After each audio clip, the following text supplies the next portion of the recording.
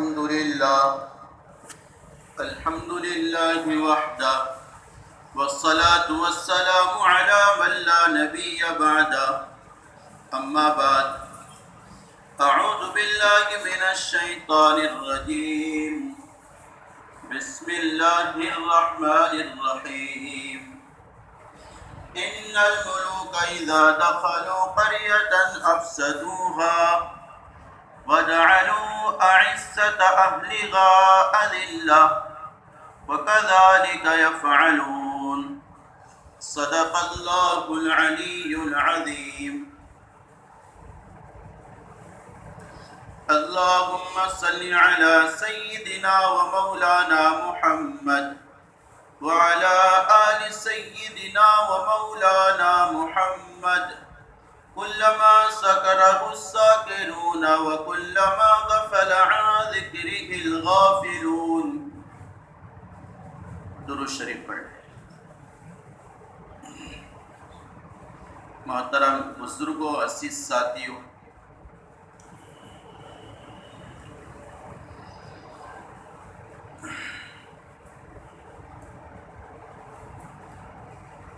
ایک انسانی مزاج کا اصول ہے، جس پر کچھ لگتا ہے اس کا درد اور اس کی کڑن سینے میں موجود ہوتی ہے. چاہے اس چیز پر جان لگے، مال لگے، وقت لگے،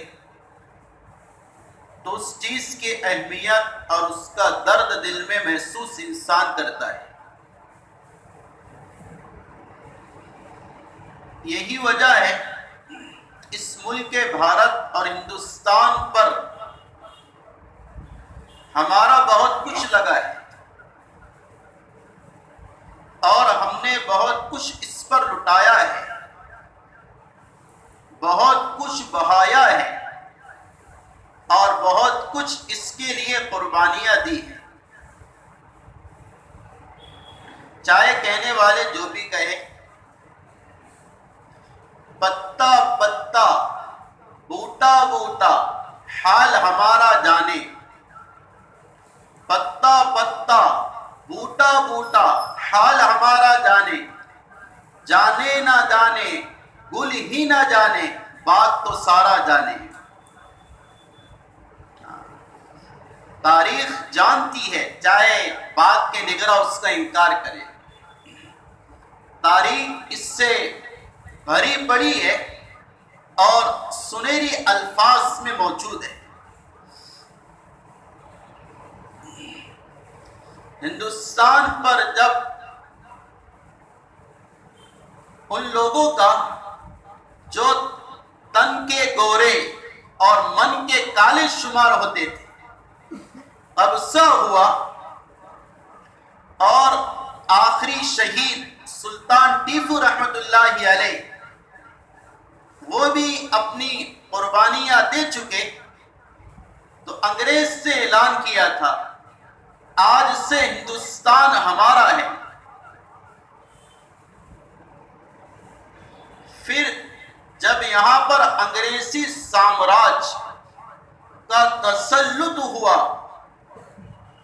تو اس کی بھنک اور اس کی جو آہٹ کی سب سے پہلے ہمارے اکابر نے محسوس کی، اور اس کو اکھاڑنے کے لیے اور اس کو ختم کرنے کے لیے سب سے پہلی کوشش قلم کے ذریعے ہوئی. حضرت شاہ ولی اللہ محدث دہلوی کے بیٹے شاہ عبدالعزیز رحمت اللہ علیہ، انہوں نے سب سے پہلے فتویٰ دیا تھا 1802 میں کہ ہندوستان دارالحرب بن چکا ہے، یہاں پر غیروں کا، انگریزوں کا تسلط ہو چکا ہے.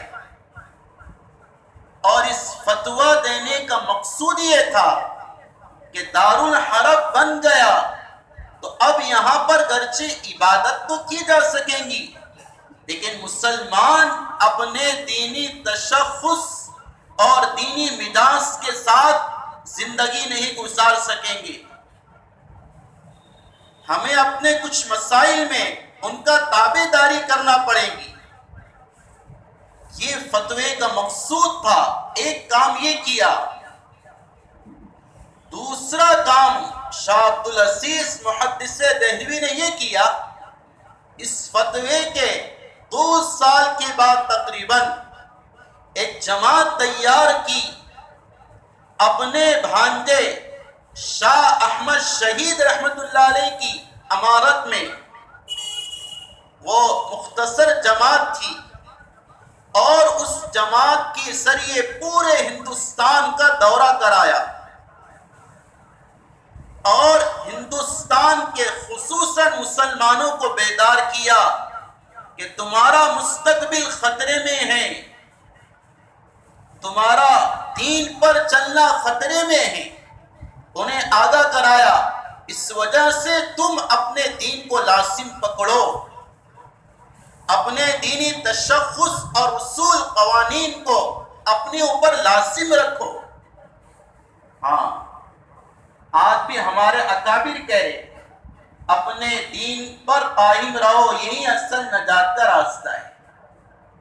یہ جماعت جو پورے ہندوستان کا سفر جس نے کیا ہے، مورخین نے لکھا ہے 8 مہینے تک پورے ہند کا دورہ کیا ہے.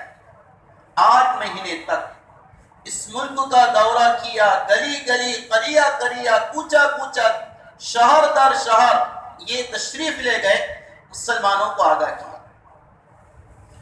پھر جب یہ جماعت واپس پہنچی تو شاہ عبد العزیز رحمت اللہ علیہ نے مسلمانوں کو آگاہ کیا، متنبہ کیا، اور قریب تھا کہ انگریزوں کے ساتھ اس وقت جہاد ہو جاتا. لیکن درمیان میں رنجیت سنگھ کی سرکردگی میں کچھ لوگوں نے بغاوت کر دی. تو اس بغاوت پر سب سے پہلے مارے کا جو پیش آیا وہ بالا کوٹ کی گھاٹیوں میں آیا، مسلمانوں کا اور رنجیت سنگھ کے آدمیوں کا، فوج کا، جس کی فوج میں اکثر سکھ لوگ تھے. اور یہ اسلام کی بنیاد، مذہب کی بنیاد پر مارے کا جنگ نہیں تھی، یہ کچھ نظریات کی بنیاد پر تھی، انگریز سے انگار لگائی تھی. یہ تو ایک تحریک چلی ابتدان، میں شارٹس اور ایک مختصر آپ سے کہہ رہا. پھر دوسرا اقدام ہمارے اکابر نے جو کیا، چونکہ بالاکوٹ میں شاہ احمد شہید ہو چکے تھے، اللہ نے انہیں شہادت عطا فرما دی تھی. پھر حضرت محمود الحسن گنگوئی رحمت اللہ علیہ نے ایک کارنامہ انجام دینا چاہا، ایک تحریک کو چلانا چاہا، جسے اپنی زبان میں تحریک ریشمی رومال کہتے ہیں. حضرت نے اپنے علماء اور اپنے قائدین کو جمع کیا اور ایک ریشمی رومال، عمدہ کپڑا تھا، اس پر ہندوستان اور انڈیا کا نقشہ بنایا گیا اور ہندوستان میں داخل ہونے کے راستے کون سے ہیں اس پر تنبؤ کیا گیا، اس کو بتایا گیا. اور یہ خط کچھ ممالک کے حکمران کے پاس روانہ کرنا چاہا تاکہ ان سے مدد چاہ سکے انگریزوں کے مقابل میں. یہ بات 1810 یا 15 کے درمیان کی. جب یہ خط روانہ ہوا تحریک ریشمی رومال کا تو کچھ اپنے ہی لوگوں نے بغاوت کی اور منافقت کی. گھر کو آگ لگی، گھر کے چراغ سے یہ صورتحال رونما ہوئی اور کچھ منافقوں نے اس تدبیر اور تحریک کی اطلاع انگریزوں کو دی اور انگریز جب اس سے مطلع ہوا اس سے علماء کرام کی گرفتاریاں شروع کر دی اور ان کی شہادتیں شروع کر دی. اور اس کی جو بنا جس نے رکھا تھا حضرت شیخ الہند رحمت اللہ علیہ، انہیں قید کر دیا گیا، تقریباً 2 سال کالا پانی کی سزا ان کو دی گئی۔ کالے پانی کی سزا کا مطلب یہ ہوتا ہے ایسی کوٹری میں اور ایسے کمرے میں بند کر کے رکھا جائے جس میں نہ کوئی کھڑکی ہو، نہ ونڈو ہو، اور نہ اس میں کوئی اجالا آتا ہو، رات بھی اندھیری اور دن بھی اندھیرا نظر آتا، بالکل اندھیرا۔ صرف کھانا دینے کے لیے تھوڑا سا 2 یا 3 انچ دروازہ کھولا جاتا، کھانا پھینک دیا جاتا، بس اتنا کھلتا تھا، باقی وہ بند رہتے تھے۔ ایسی سزا 2 سال تک کاٹی ہے حضرت شیخ الہند رحمت اللہ علیہ نے، جنہیں محمود الحسن گنگوہی رحمت اللہ علیہ کہتے ہیں اور دیوبندی رحمت اللہ علیہ کہتے ہیں۔ پھر انگریز سے 2 سال کے بعد جیل میں ڈالا، اور کیا صعوبتیں وہاں برداشت کی اور کیا تکالیف سے دوچار ہوئے، وہ تاریخ اسے رقم کرتے ہوئے لرز جاتی ہے، اور تاریخ اس بات پر شاہد ہے یہ بلال رضی اللہ تعالیٰ عنہ کے وارث ہے، یہ خباب بن ارد کے وارث ہے، اور یہ مصعب بن عمیر کے وارث ہے۔ انہوں نے وہ تاریخ رقم کی ہے۔ 2 سال پھر قید میں رکھا گیا، 2 یا 2.5 سال۔ ایک کتاب ہے بیانات طیب، حضرت قاری طیب صاحب کے بیانات، جو بعد میں ابھی چھپ کر خطبات حکیم الاسلام کے نام سے شائع 40 جلدوں میں۔ اس میں حضرت نے عجیب بات لکھی ہے کہ جب حضرت محمود الحسن دیوبندی رحمت اللہ علیہ کو جیل میں ڈالا جا رہا تھا، ان کے شاگرد رشید حضرت حسین احمد مدنی رحمت اللہ علیہ پر کوئی کیس نہیں تھا، انگریز سے گرفتار نہیں کیا تھا، لیکن جب دیکھا میرے استاد اور میرے پیر 70 سال کی عمر کے ہیں، 70 سال، اور انہیں ایسی سزا دی جا رہی، انگریز سے کہا تھا میں بھی ان کے ساتھ جیل میں داخل ہونا چاہتا ہوں تاکہ استاد کی خدمت کر سکوں، اور وہ انجام خدمت کی صورتیں سنہری پیش کی ہے، اور وہ ایک مثال پیش کی ہے کہ حضرت گنگوئی رحمت اللہ علیہ 70 سال کے بوڑھے تھے، تہجد کے پابند تھے، جیل میں گرم پانی کا کوئی انتظام نہیں، سردی کا موسم، مالٹا کی جیل۔ حضرت مدنی رحمت اللہ علیہ نے اپنے استاد کی خدمت کے لیے یہ عمل کیا، جو پانی کا لوٹا ہوتا، رات بھر اپنے قمیص کو اٹھا کر اس گھڑے کو ایسا پیٹ سے دبا کے رکھتے ساری رات، اور پھر صبح تہجد میں اپنے استاد کو وہ وضو کے لیے پیش کیا کرتے تاکہ اس کی ٹھنڈک میں کچھ کمی آ جائے اور میرے استاد آسانی سے وضو کر سکے۔ کیا یہ استاد شاگرد کی مثال ہوگی؟ ایک کتاب اس پر لکھی، پڑھنا، اسیران مالٹا۔ اسیران یعنی 2 قیدی، مالٹا یعنی جیل، اسیران مالٹا، اس میں ساری تاریخ ہے، وقت نہیں ہے اس کا۔ اسی دوران اللہ سے کیا ان کا تعلق تھا، ان کو پھانسی کی سزا تو نہیں ہوئی تھی، انگریز سے مارنا چاہا۔ حضرت قاری طیب صاحب کے خطبات میں ہے، انگریز نے مارنے کے لیے اصدار صاحب جیل میں چھوڑ دیا۔ جب تہجد میں اٹھے یہ دونوں حضرات، حضرت مدنی نے کہا حضرت صاحب نظر آتا ہے، تو حضرت نے کہا کہ وہ بھی اللہ کی مخلوق ہے، ہم بھی اللہ کی مخلوق، جب تک اجازت نہ ہو وہ پھن نہیں مار سکتا، پتہ بھی اس کے حکم کا محتاج ہے، تم اپنا کام کرو وہ اپنا کام کرے گا۔ حضرت مدنی فرماتے خدا کی قسم ہم نے وضو کیا، تہجد پڑھی، اور جب ذکر کرنے بیٹھا، ذکر جہری اور لا الہ الا اللہ، اس طرح کی ضرب لگائی، الا اللہ، دل پر ضرب لگتی تو حضرت مدنی کہتے ہم نے دیکھا، میں نے دیکھا، وہ سانپ بھی الا اللہ کی ضرب پر اپنی پھن زمین پر مارا کرتا ہے۔ ہاں، یہ اثر ہوا زہریلی مخلوق پر ان حضرات کی قربانیوں کا۔ اور پھر 4 سال کی سزا کاٹ کر جب ممبئی آئے، کچھ لوگوں نے پھر وہاں پر حضرت سے پوچھا تھا، حضرت آپ نے اتنے دن جیل میں کاٹے ہیں، کیا سبق آپ نے حاصل کیا، کیا آپ کی نظریات اور تاثرات ہے؟ حضرت نے کہا 2 باتیں سمجھ میں آئی انگریز کی محنت سے۔ پہلی بات، انگریز عوام کو علماء سے کاٹنا چاہتا ہے، انگریز عوام کو علماء سے کاٹنا چاہتا ہے۔ اور دوسرا اس کا فاسد عمل یہ سمجھ میں آیا، انگریز مسلمانوں کو قرآن سے کاٹنا چاہتا ہے۔ یہ 2 ان کے پیغام تھے، ان لوگوں کے لیے اور ان کے واسطے تھے ہمارے لیے۔ اس وقت تقریباً 74 سال کی عمر ہو گئی تھی حضرت، 74 یا 75 سال۔ کسی نے کہا تھا حضرت اب آپ اس تحریک کو چھوڑ دو، آپ تو بوڑھے ہو گئے، 75 سال کا بوڑھا۔ کہا کہ کیا بات کرتے ہو؟ محمود الحسن کی اگر سکرات کا عالم ہو، مرض الوفات ہو، اس وقت بھی کوئی تقاضا ہے ان کے خلاف کوئی عمل کرنے کا، محمود الحسن سکرات کی حالت میں بھی جانے کو تیار رہیں گا، بشرطے کہ کوئی لے جانے والا ہو۔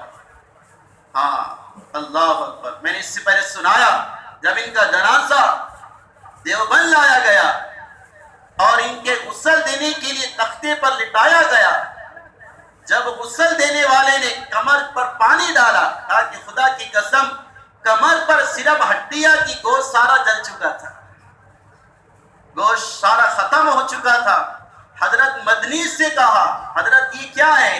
کہا کہ انگریز جیل میں ہمیں لٹاتا، حضرت کو لٹاتا، باندھ دیتا اور گرم سلاخوں سے کمر کو سینکتا تھا، اور ایک بات کہا کرتا تھا، محمود الحسن ایک بار کہہ دے انگریزوں سے بغاوت نہ کی جائے، ان کے فوج میں بھرتی ہونا جائز ہے، ان کا ساتھ دینا جائز ہے، ہم تجھے رہا کر دیں گے۔ وہ اپنی ایمانی آواز سے کہتے، او انگریز تو کیا سمجھا میں جان کے خوف سے اللہ سے بغاوت کر لوں؟ نہیں، میں بلال کا وارث ہوں، میں جان دے سکتا ہوں، لیکن تیرے لیے تیرے موافقت میں فتویٰ نہیں دے سکتا۔ قربانیاں ہیں۔ ہاں، ایک یہ دور چلا، علماء نے لکھا ہے اگر یہ تحریک ریشمی رومال سکسیس ہو جاتی، ہندوستان 100 سال پہلے آزاد ہو جاتا تھا، لیکن وہ اپنوں کی غداری نے اس کی آزادی میں اور تاخیر کر دی۔ پھر اور ادوار چلے اور علماء نے قربانیاں دی ہیں۔ یہ تو اشتراک کی بات ہے، حضرت گنگوئی ہی، حضرت شاہ عبد العزیز رحمۃ اللہ علیہ جو ہمارے برادران وطن ہیں، ان کا ساتھ تو بعد میں ہوا، جب آزادی کے 50 سال باقی تھے تب ساتھ میں آئے، اس سے پہلے زمین ہموار ہم نے کر دی تھی۔ مولانا ابوالکلام آزاد محی الدین رحمت اللہ علیہ، انہیں احمد نگر کی جیل میں رکھا گیا تھا۔ انگریزوں نے ان کو خط آیا اپنی بیوی کا کہ میں بیمار ہوں، آپ انگریز کے سامنے درخواست دے دو، تھوڑی سی ان کی مخالفت کر دو اور پیرول پر آ جاؤ اور میرا دیدار کر لو، میرا دیدار کر لو، میں تمہیں التجا کرتی ہوں، آ جاؤ مجھ سے ملاقات کر لو۔ حضرت مولانا ابوالکلام آزاد کو یہ خط پہنچا، حضرت نے اس کا جواب لکھا، مجھے پتا ہے تجھ سے مجھے بہت محبت ہے اور یہ بھی پتا ہے تو بیمار ہے، لیکن میں کیا کروں، ایک طرف تو بیمار ہے، ایک طرف میرا ملک بیمار ہے، میں ملک پر تجھے ترجیح نہیں دے سکتا ہوں، تو چاہے اللہ کے پاس چلی جائے، میں انگریز کے سامنے جھک کر تیری ملاقات کرنے نہیں آ سکتا، اپنا سر نہیں جھکا سکتا۔ یہ خط گیا، اس بیوی نے دوبارہ خط لکھا، آپ برائے مہربانی آ جائے، ہو سکتا کہ جب آئے تو میری زندگی باقی نہ رہے۔ پھر جب یہ خط گیا، حضرت ابوالکلام آزاد میں انگریز کے سامنے جھکوں گا نہیں. اور نوٹ کر کے ایک بات لکھی تھی، آج تک ہے کتاب میں دیکھ لینا، غبار خاطر حضرت مولانا ابوالکلام کی کتاب ہے، اس میں لکھا ہوا ہے، نوٹ کر کے، ہو سکتا ہے جب میرا خط اور لیٹر تجھے پہنچے تو تیرا جنازہ نہیں کر رہا ہوں. یعنی کہہ دیا کہ نہیں آؤں گا. تاریخ گواہ ہے، ڈاکیا جب ان کے شہر میں خط لے کر پہنچا، بیوی کا جنازہ نہیں کر رہا تھا. ہاں، یہ قربانیاں ہے. مورخین نے لکھا اس ملک کو آزاد کرانے میں 14,000 علماء کو شہید کیا گیا، 14,000 علماء کو سولی پر لٹکایا گیا، آگ میں جلایا گیا، سمندر میں غرق کیا گیا. مولانا جعفر تھانے سری فرماتے، اللہ اکبر، جب مجھے انگریز نے قید کیا، ایسی جیل میں رکھا اور ایسے قید خانے میں رکھا، چاروں طرف اس میں سلاخیں نوکدار کھیلے تھے، اوپر بھی نیچے بھی، دائیں بھی بائیں بھی، ہر طرف صرف میری کمر رکھنے کے برابر جگہ خالی تھی. تقریباً 11 دن مجھے اس میں رکھا گیا. میں نہ سو سکتا تھا، نہ کروٹ لے سکتا تھا، نہ ادھر ادھر ہو سکتا تھا. اللہ، یہ محبت تھی ہمارے اکابر کی. بہت لمبی تاریخ ہے، پڑھو نا اپنی تاریخ. ہاں، جو قوم اپنی ماضی کو بھلا دیتی اس کا مستقبل سکسیس نہیں ہوتا، وہ فیوچر میں ناکام ہوتی ہے. پھر وہ اپنوں کی گانے کے بجائے غیروں کی گاتی ہے. اسے یہ پتا ہے کہ ابوالکلام آزاد نے یہ قربانی دی، حضرت دیوبندی رحمت اللہ علیہ نے یہ قربانی دی، اور حضرت شاہ عبد العزیز رحمت اللہ علیہ، حضرت گنگوئی رحمت اللہ علیہ، مولانا مظہر نانوتوی رحمت اللہ علیہ نے یہ قربانی دی. اللہ اکبر. مولانا مظہر نانوتوی رحمت اللہ علیہ یہ ایک معرکہ میں شہید ہوئے 1857 کے. یہ مظہر جو مظاہر العلوم ہے نا سہارنپور میں، اس کے بانی ہے، اسی وجہ سے اس مدرسے کا نام مظاہر العلوم ہے. ان کو 1857 میں انگریز سے شہید کیا، اور شہادت کے بعد ان کے خادم سے نے کارگزاری سنائی. میں نے دیکھا میرے استاد کو شہادت کے موقع پر مسکرا رہے، صورت حال سے یہ بتا رہے تھے میں نے اس وطن عزیز کے خاطر اپنی جان کو قربان کر دیا ہے. یہ ساری داستانیں ہیں، یہ سارے حقائق ہے. کوئی قصے اور کہانی نہیں، اور کوئی ناول کی باتیں نہیں. یہ پختہ اور مہر بند اور ڈبل سکے کی بات ہے. ہمارے اکابر نے سب کچھ دیا ہے. یہ دیا کیوں؟ کیا وجہ تھی اس کو آزاد کرانا، اس ملک کو اس انگریز کے چنگل سے چھڑانا؟ کیا وجہ تھی؟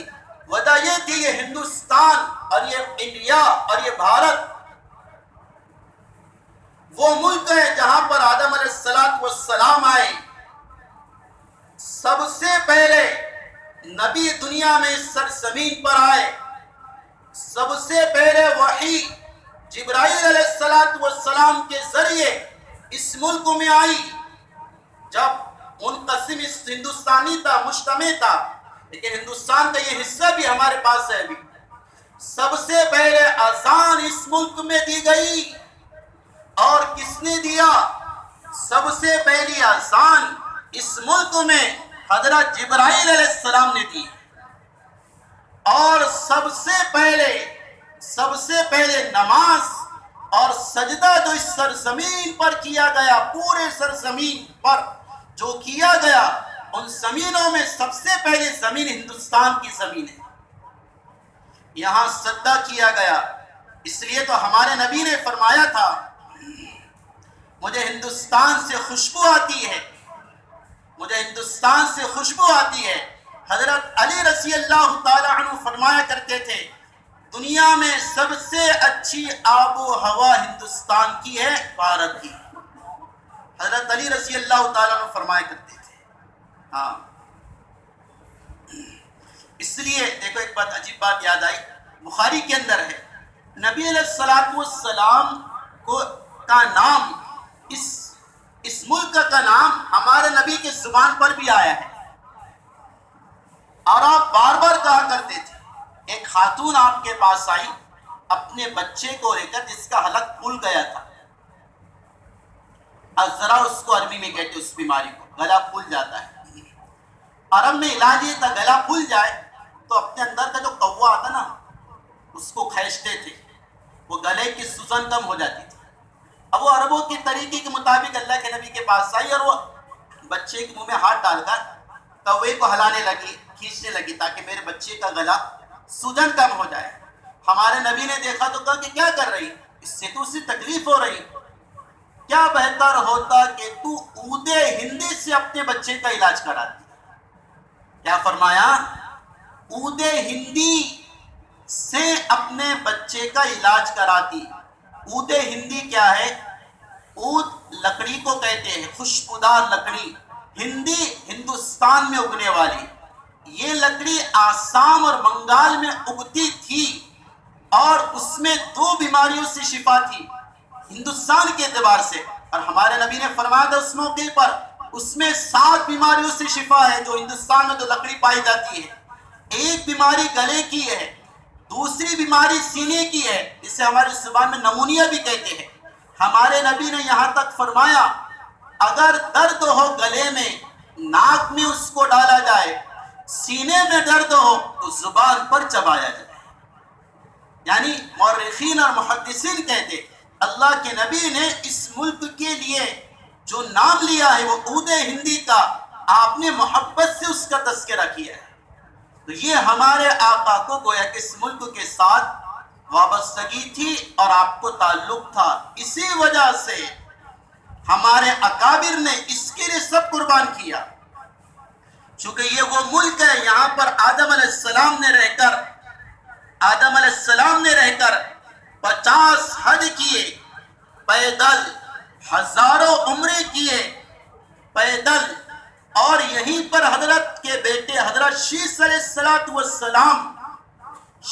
السلام پیدا ہوئے، اور ایک قول کے مطابق حضرت شیس علیہ السلام کی قبر فیض آباد یو پی میں واقع ہے، آپ جانا، بڑی لمبی قبر ہے ایک قول کے مطابق، اور ایک قول یہ ہے کہ حضرت شیس علیہ السلام کی قبر مکہ المکرمہ میں، چونکہ جب آدم علیہ السلام کا انتقال ہوا انہیں غسل فرشتوں نے دیا اور ان کی نماز حضرت جبرائیل علیہ السلام نے پڑھائی اور انہیں مسجد الخیر مینا میں دفن کیا گیا، اور اس طرح دفن کیا گیا کہ کسی کو قبر کا نشان معلوم نہ ہو۔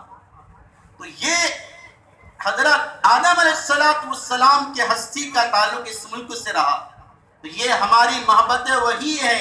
سب سے پہلی آسان یہاں دی گئی، اللہ کا نام لیا گیا، اور آج یہ کہتے ہیں کہ تمہارا اس ملک میں کچھ نہیں، یہ صرف ذالک قولہم بافواہہم، زبانی باتیں ہیں۔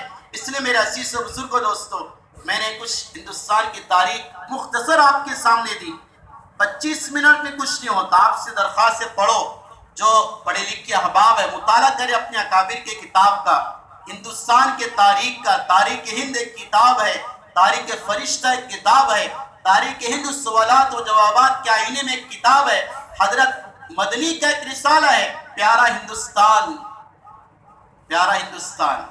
اس ملک کو ہندوستان جس سے کہا وہ حضرت علامہ اقبال تھے۔ ایک بات سننے یاد آ گئی، بہت سے لوگ اعتراض بھی کرتے، حضرت علامہ اقبال نے ایک بات کہی تھی، سارے جہاں سے اچھا ہندو ستا ہمارا، سارے جہاں سے اچھا ہندو ستا ہمارا، کہ سب سے اچھا جو ملک ہے پورے دنیا میں ہمارا انڈیا اور بھارت ہے۔